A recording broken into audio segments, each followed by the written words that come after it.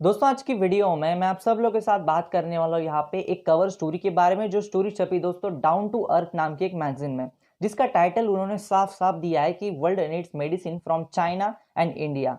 मैं आपके साथ आज की वीडियो में बात करूंगा कि इंडिया कहाँ पे स्टैंड होता है फार्मास्यूटिकल इंडस्ट्री में, और यहाँ पे कोविड-19 के आने की वजह से दुनिया में चीज़ें किस तरह से चेंज हो रही है, पिछले ज़माने में किस तरह से चीज़ें थी, और ऐसे बहुत सारी चीज़ों के बारे में मैं आपके साथ आज बात करूंगा। तो इस वीडियो को शुरू से लेकर अंत तक जरूर देखिए।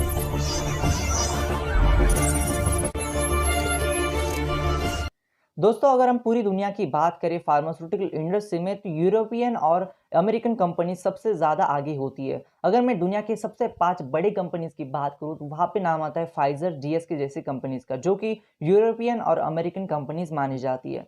लेकिन जहाँ पे बात आती है सर्विस सेक्टर की, या फिर जहाँ पे बात आती है जेनेरिक मेडिसिन की, वहाँ पे इंडिया बहुत आगे स्टैंड होता है। अगर मैं बात करता हूँ चाइना की, चाइना और इंडिया एक ऐसी कंट्री है जहाँ पे लेबर पावर सबसे ज़्यादा दुनिया में मानी जाती है। अगर मैं मेडिसिन की बात करता हूँ तो मेडिसिन में दो सबसे इंपॉर्टेंट चीज़ होती है। एक होती है एपीआई, जिसको हम एक्टिव फार्मास्यूटिकल इंग्रेडिएंट बोला जाता है, और दूसरी चीज़ होती है फॉर्मुलेशन। अगर मैं बात करता हूँ एपीआई की, तो एपीआई में पूरी दुनिया में, अगर मैं अमेरिका की बात करूँ तो अमेरिका में सबसे ज़्यादा मेडिसिन इंपोर्ट की जाती है। ऐसे केस में एपीआई में अमेरिका पहले इतना ज़्यादा रिलाय नहीं करता था, लेकिन धीरे-धीरे जैसे-जैसे टाइम आगे चला गया, वैसे-वैसे पूरी दुनिया चाइना के ऊपर बहुत ही ज़्यादा डिपेंडेंट होने लगी एपीआई की तरफ से।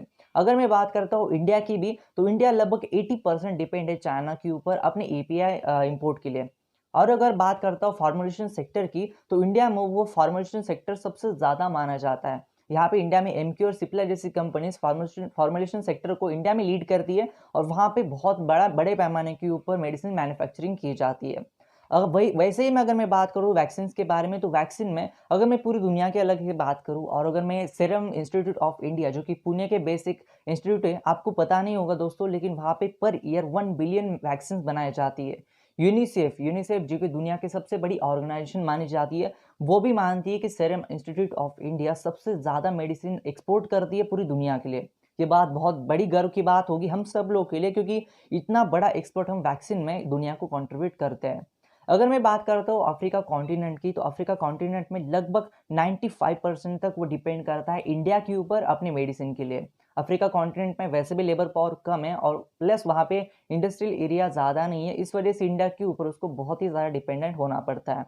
यहाँ पे चीज़ें इस तरह से बदलने लगी कि लगभग 1980 या फिर 1990 के दौरान, यानी 80s और 90s में क्या होता था कि इंडिया में बहुत सारे रिस्ट्रिक्शंस थे, फॉरेन इन्वेस्टमेंट ज़्यादा नहीं आती थी। लेकिन 2005 में जैसे ही रिस्ट्रिक्शंस हटे और फॉरेन इन्वेस्टमेंट इंडिया में आना स्टार्ट हुआ, वैसे ही इंडिया में फॉर्मुलेशन सेक्टर और जेनेरिक सेक्टर जो होता है फार्मास्यूटिकल इंडस्ट्री में, वो धीरे-धीरे करके बहुत ही ज़्यादा बढ़ने लगा।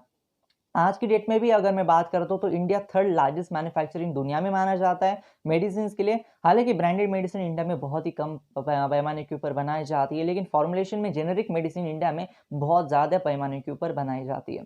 यहाँ पे मैं आपके साथ ये स्टोरी इसलिए शेयर कर रहा हूँ क्योंकि आपको पता होना चाहिए कि इंडिया कहाँ पे स्टैंड करता है आने वाले दिनों में। ये जो कवर स्टोरी छपी, इसमें साफ साफ ऐसा बोला गया है कि हालांकि बाकी दुनिया अलग से बात करेगी, लेकिन इंडिया और चाइना सबसे ज़्यादा सोर्सेस से अगर हमें कोविड-19 के लिए टैकल करना है, पूरी दुनिया यहाँ पे इंडिया की तरफ देख रही है, क्योंकि इंडिया इकलौती ऐसी कंट्री बची है जिसके पास लेबर पावर भी है और जिसके पास फार्मास्यूटिकल पावर भी है। अगर मैं बात करता हूँ तो चाइना की, चाइना हालांकि इंडिया से आगे ज़रूर है, लेकिन चाइना और बाकी दुनिया का बहुत ही रिलेशन खराब है। पूरी दुनिया चाइना के ऊपर रिलाय नहीं कर सकती, पूरी दुनिया ऐसी मानती है कि चाइना इकलौती ऐसी कंट्री है जो कभी भी हमें धोखा दे सकती है। तो ऐसे केस में चाइना चाइना को छोड़कर अगर कोई और कंट्री है जिसके ऊपर हम रिलाय कर सकते हैं, तो इंडिया ही है जहाँ पे हमें मेडिसिन मिलेगी।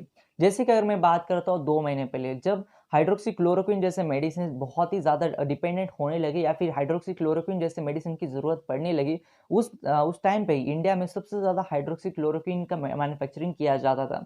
जाइडस कैडिला जैसी कंपनीज लगभग 85% तक हाइड्रोक्सीक्लोरोक्विन बनाती थी। तो ऐसे केस में जब एचसीक्यू हम जिसे शॉर्ट फॉर्म में बोलते हैं हाइड्रोक्सीक्लोरोक्विन को, जब इसकी डिमांड होने लगी, तो इंडिया ने इसके एक्सपोर्ट के ऊपर बैन लगा दिया, क्योंकि इंडिया को ऐसा लगता था कि अगर कोविड-19 को हमें टैकल करना है, तो ऐसे केस में हमें खुद को भी कोविड-19 के लिए, या फिर हमें खुद को भी हाइड्रोक्सीक्लोरोक्विन की ज़रूरत पड़ेगी। लेकिन जैसे ही इसकी ज़रूरत पड़ने लगी तो ट्रम्प जो थे अमेरिका के जो अभी के जो प्रेसिडेंट हैं, इन्होंने जैसे ही बोला कि हमें भी हाइड्रोक्सी क्लोरोक्विन चाहिए, तो इंडिया ने वो एक्सपोर्ट अपना हटा लिया और पूरी दुनिया में लगभग 20 कंट्रीज़ को 20 कंट्रीज़ को हाइड्रोक्सी क्लोरोक्विन देना स्टार्ट कर दिया। यानी आप ये मान सकते हैं कि इंडिया बहुत ही बड़ा रोल प्ले कर रहा है आज की डेट में और फ्यूचर में भी बहुत ही बड़ा रोल प्ले करेगा। हालाँकि इंडिया में सबसे बड़ी दिक्कत की बात एक ही है कि एपीआई का जो रिला है इंडिया के ऊपर, इंडिया बहुत ही ज़्यादा डिपेंड करता है चाइना के ऊपर। ऐसे केस में इंडियन गवर्नमेंट ने भी बहुत सारी चीज़ें ली है।